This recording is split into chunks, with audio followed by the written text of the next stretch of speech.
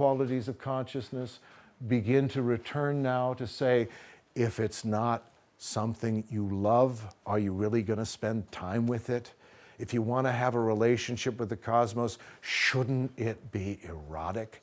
Shouldn't it be sensual? Shouldn't it be that which makes you say yes? You know, this is the thing, the hunger for these things, because we've gotten very pious, very distant, well, I'm very adult about these things. This is saying, no.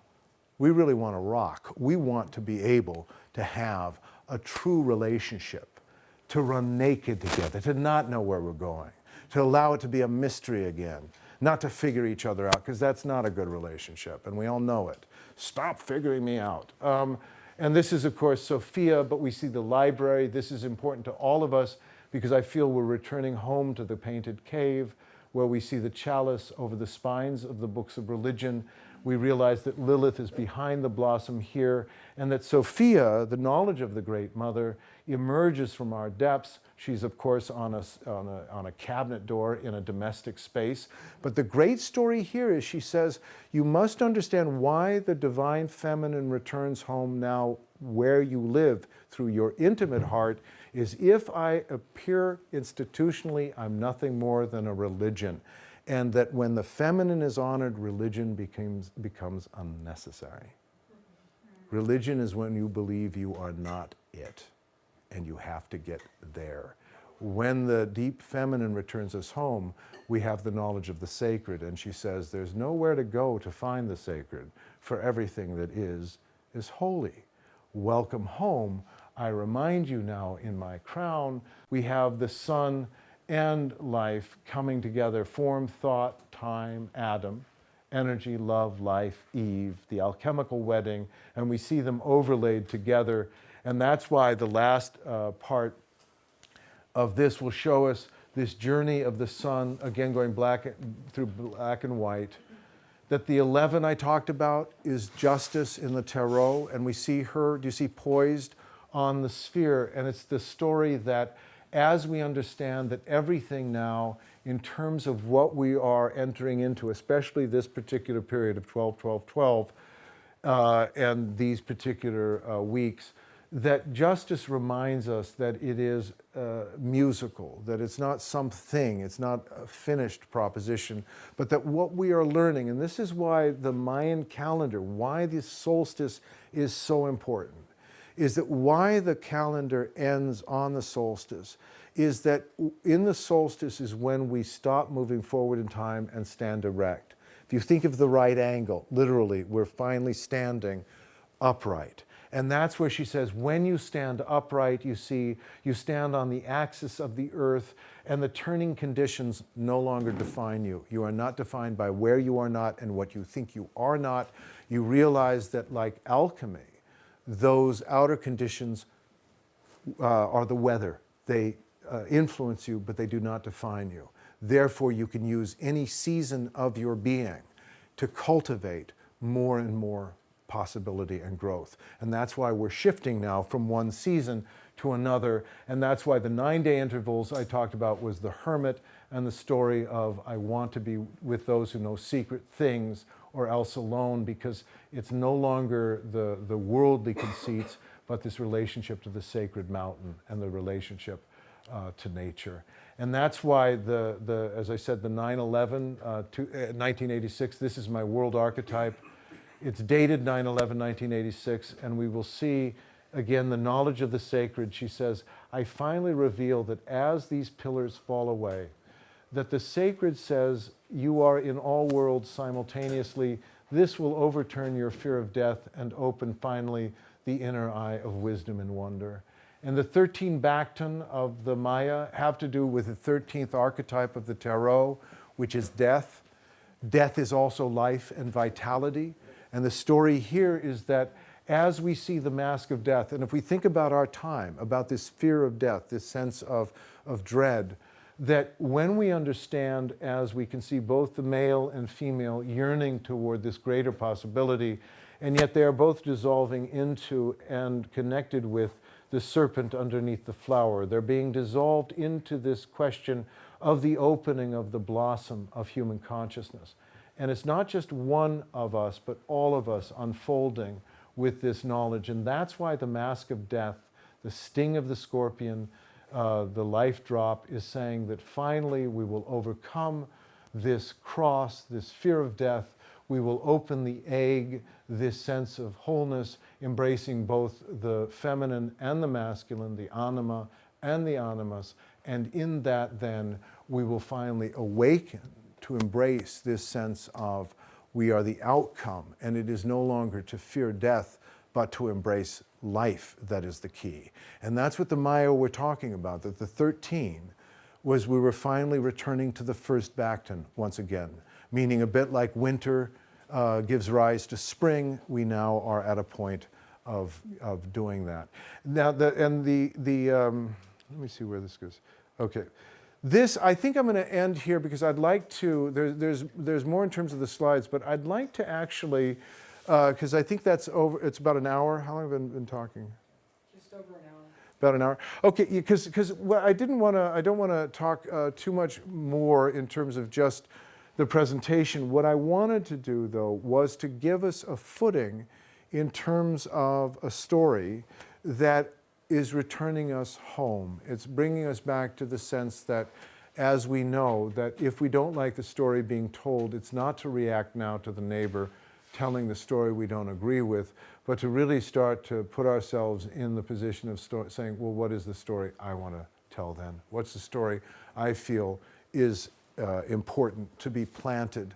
And that sense of it might not be something that happens like that, but we've been growing this. That's why I think that all of us have been growing this. So does anybody have questions or would like to look at anything or any, yeah?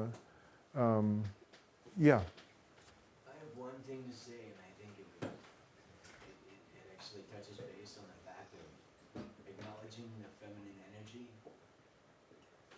Or when we look at, like I started to understand that when I didn't look at, because I back up just a second. I was always fascinated why in every time there always seems to be the extermination of free thought. What is that? Why is there the collapsing of that wave? When people go, I've got a better idea. Everyone goes, shut up or we will kill you. And it's like, what is that? Men and women are equal. No, they're not. What? It's like, It's force-fed. I think over and over again. Yeah, absolutely. But why would that be? Because the question is then, if we look at that not as the problem, but rather as the gearing, meaning that it was gearing us, because I feel like when we look at things from a creative perspective, you're always being asked to create ever greater creative synthesis. Meaning not the rejection of something or someone, but how do we look at this and actually begin to include? Because when we understand the fundamentalist cast of mind, the free-thinking cast of mind, and you say, but it's a planetary species, then it could never have been just those of us that are free thinkers showing up and going, oh, I've got the better idea. Because there's the fear that I don't know what to do with that. I'm afraid of that. You know, your sense of freedom is terror for me. I want to know what's expected of me. I want to know my role here. I want to know, don't tell me I'm in charge and I create my own reality. What are you, nuts? You're doing great. But you do know that in that sense of, if we understand that, then we start to say that maybe, and this is what I started to think about like a Shakespeare play, if we think about that every voice is essential, and that we've thought it's about shouting down the voices we don't agree with, but I started to think, isn't that like shouting down Iago or Richard III? You know, you go, shh, it's a play. The villain isn't really the villain, he's the catalyst. He's the one that's pulling out of everybody. I don't like that guy, but I realize as I shout at that guy, he's not going to change. He's Richard III. He's going to make sure I change. And that's where I think we start to look more kindly on the differences between people as being really catalysts for one another, to saying, listen, I don't want you just to tell me how you're smarter than me, how you figured it out. And if I were free thinking like you, I'd be dandy, just like you. You know, it's almost like that sense of come and do it as I would do it. And I think we're reaching a point where I say to other people, I won't live down to the fears of another person saying I'll be less for you. But on the other hand, I won't make someone less than me because I don't agree with how that has, you know, in a sense been handled historically. So that's, I appreciate it. Thank you. yeah, thanks. Can you explain what the Watchers are? The Watchers, it's very interesting because the Watchers, when you're in a Gothic cathedral, look at Gothic windows. When you see the negative space, you'll see the Watchers. They're literally in the negative space. And I started to think about the Gothic in relationship to our development. And I started to think that, for me, it was very interesting because the Watchers just were there. They were always in my work, and they announced themselves as Watchers. When they became a language then in 2001, I went, this is it was because it was a much deeper weave. The Watchers go back to the Book of Enoch. They go back to, they're known as everything from the fallen angels to the divine intermediaries, because, and this is what I think is why it's very interesting upstairs, is that the Watchers and the Watcher language, as we can see up there, creates a membrane. And it's a membrane of the imagination, but it doesn't dissolve the form. The table is still the table, or a chair is still a chair. What interests me in that, in terms of the Watchers, is I'm convinced that they are the energetic, sentient presence at the center of everything. And that they say, I take on whatever energy you impress me with. Because my job is not to show you something that you are not or something that you cannot be.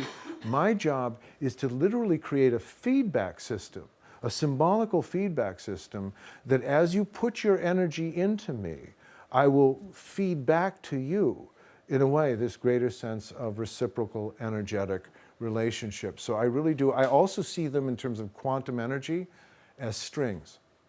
And that if we look at mothership outside, what's very interesting is that's based in orbs, that's based in spheres. And you could look at that in terms of the particle. And in the particle, we see the life essence. And in the wave, the Watchers, we see the rhythmic story of our greater mythology. But we're being reminded here by the Watchers that it is not abstract energy or objective energy, but that everything is subjective. And as a matter of fact, Carl Jung said it best. He said that it's not through objectivity that we reach enlightenment or awakening.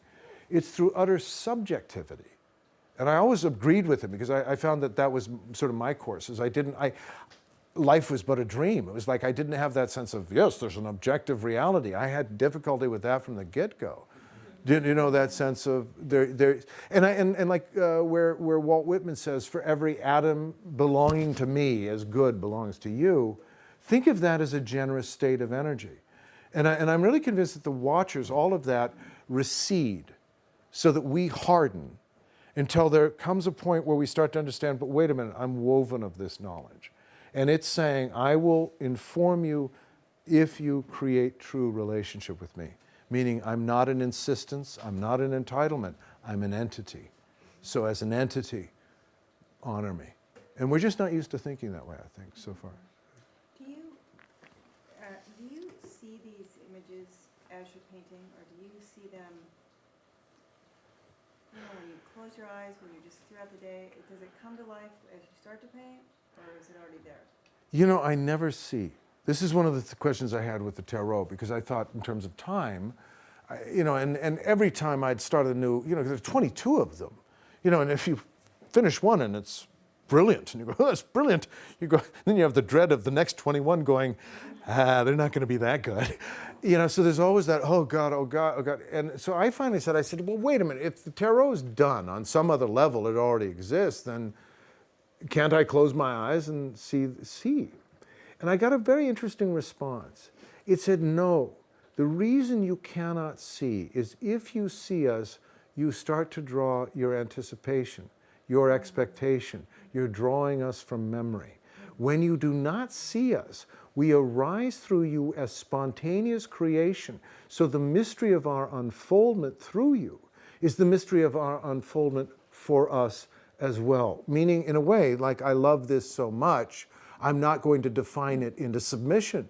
I'm going to see where it takes me. And that's why it said that if we could look from a different perspective at the tarot, we would actually see 22 scintillating images, where they wouldn't be fixed. They would literally be trying out, because they're not fixed. And that's one of the important keys to what's happening, is we're so used to thinking we have to close our eyes and see. And this is saying, no, actually, it's not seeing, it's not knowing, It's trusting the mystery that then begins to mentor us, begins to inform our own line that is full of surprise. Yeah.